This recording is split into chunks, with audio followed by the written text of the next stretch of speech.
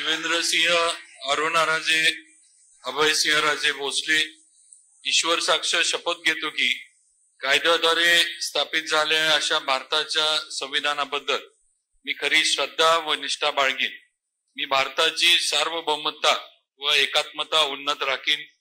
मी महाराष्ट्र राज्याचा मंत्री म्हणून माझे काम निष्ठापूर्वक व सत्सद विवेक बुद्धीने पार पाडीन आणि संविधान व कायद्यानुसार सर्व तऱ्हेच्या लोकांना मी निर्भयपणे व निपक्षपातीपणे तसेच कोणाच्याही विषयी ममत्वभाव किंवा आकस न बाळगता न्याय वागणूक देईन।